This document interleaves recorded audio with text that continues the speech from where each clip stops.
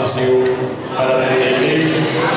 Cada um falou só um pouquinho, deixou muito tempo para mim, mas eu falo só um pouquinho também, e o restante nós vamos cantar. Deus abençoe a amada igreja de uma maneira gloriosa. Eu quero, antes de dirigir a palavra ao aniversariante, agradecer essa igreja do Bela Vista pelo amor que vocês têm pela obra missionária e por ser generosos na contribuição e juntando a contribuição de vocês com outros que Deus tem aberto o coração também, nós temos podido avançar grandemente na obra missionária.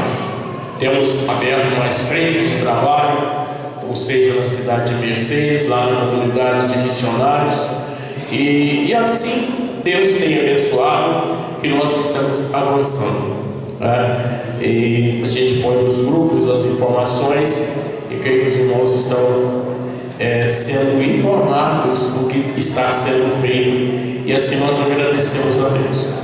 Quero também agradecer, antes de falar do aniversário, agradecer ao pastor Renan pelo empenho que ele tem em divulgar a obra missionária na igreja.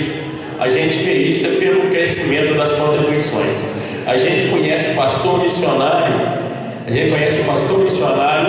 pelo rendimento, porque eu não sou de cobrar ninguém, eu só dou relatório. Eu só relato o que está sendo feito, eu não cobro ninguém. Você tem que dar um jeito, você tem que contribuir. Não, eu não falo isso com a igreja nenhuma, só agradeço e dou relatório.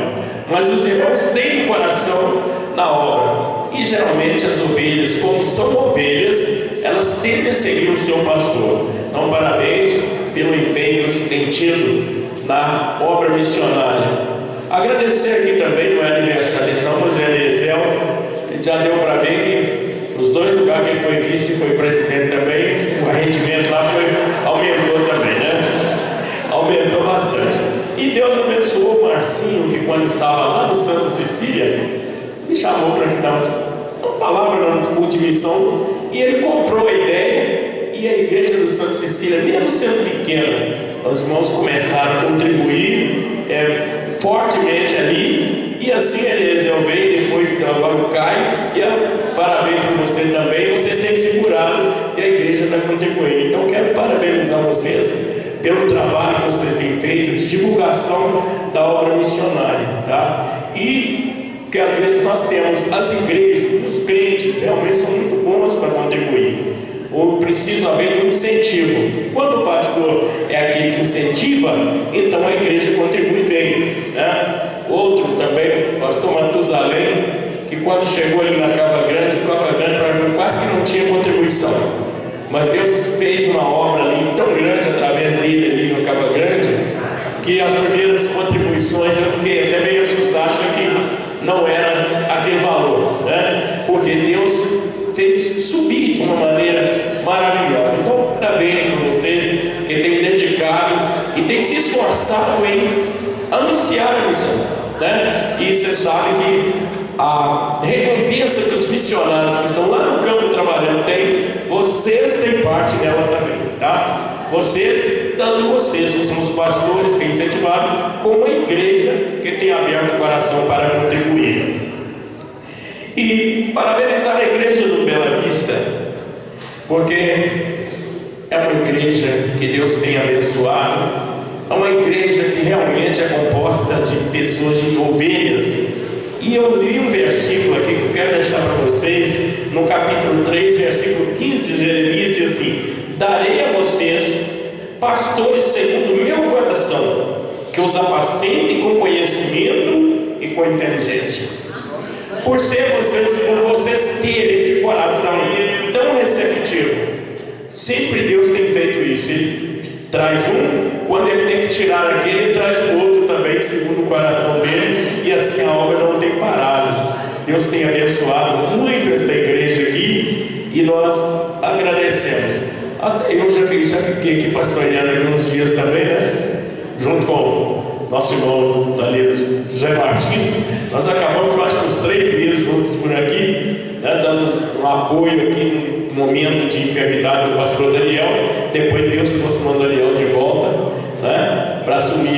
graças a Deus por isso. Agora é com você com relação ao seu aniversário. Em Jeremias, capítulo 1, diz o seguinte: a palavra do Senhor veio a ele no 13º ano do reinado de Josias, filho de Amon, rei de Judá. Veio também nos dias de Joaquim, nos dias de Josias, rei de Judá, até o fim do 11º ano de Zedequias, filho de Josias, rei de Judá. No 5º mês deste ano, os moradores de Jerusalém foram levados ao exílio. Agora, versículo 4: a palavra do Senhor veio a mim dizendo: antes de formá-lo no ventre materno, eu já o conhecia, e antes de você nascer, eu o consagrei e constituí profeta às nações. E depois, no versículo 6, Jeremias diz assim: Senhor Deus, eis que não sei falar, porque não passo de uma criança.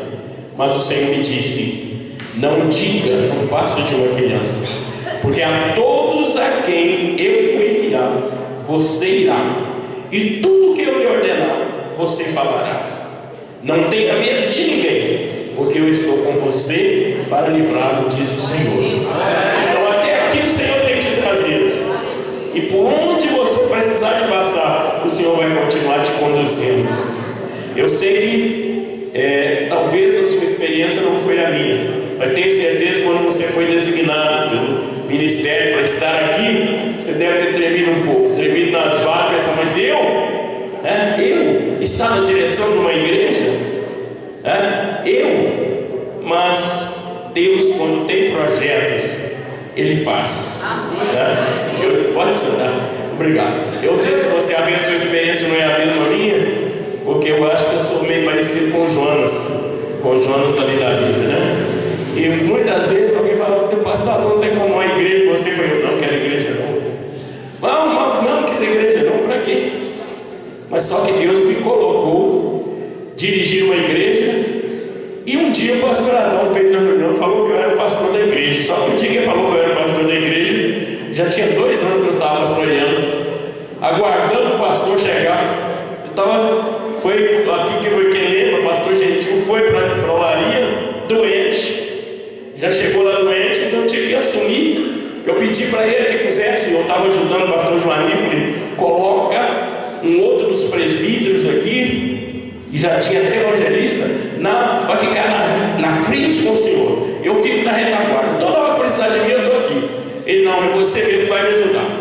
Só que ele chegou doente em janeiro, e eu fiquei cuidando dele e da igreja de janeiro a maio. Quando foi em maio, o Senhor recolheu o pastor Gentil.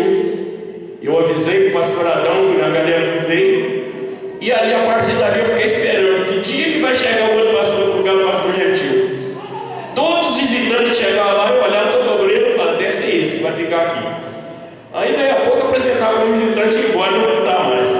O dia que mudou um evangelista para lá e apresentou, eu falei: esse aqui. Ele falou: o pastor Adão perguntou, falou: esse aqui vai ajudar no cargo aqui, quem vai ajudar a cuidar dos bons convertidos? Eu falei: e ajudar?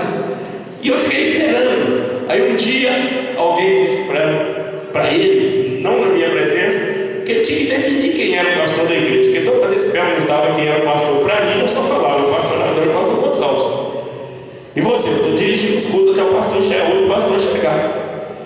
E aí, um dia ele fez uma reunião que ia anunciar quem era o pastor. E eu falei: graças a Deus, agora chegou a hora de eu entregar. Quando terminou a reunião: mas quem vai ser o pastor? Aí o Carlos, Deus é do Carlos, vai ser. Eu falei: mas ele já tinha 2 anos que eu estava, não tinha jeito nem de falar que eu não queria, porque ele tinha 2 anos que eu estava pastoreando. É uma experiência, mas realmente, irmãos, quando a gente vai fazer a obra do Senhor, isso é salutar, porque todos nós, quando vamos fazer um trabalho, na obra do Senhor principalmente, às vezes nós trememos um pouco. Às vezes até quando chama alguém, vem dar uma palavra aqui: Jesus, o que eu vou falar? O que eu vou trazer para a igreja? Mas isso é bom, porque quando nós somos assim, nós continuamos dependentes de Deus. Quando nós somos autoconfiantes, aí nós não precisamos nem de Deus para errar, Nós sabemos errar sozinhos, Mas quando nós estamos... Então, irmãos, E que Deus continue abençoando a vida do Renan, do pastor Renan, na frente desse rebanho. Que Deus continue abençoando os demais pastores que estão em atividade de pastoreio e aqueles que estão na fila esperando, né? Esperando a oportunidade para assumir rebanho.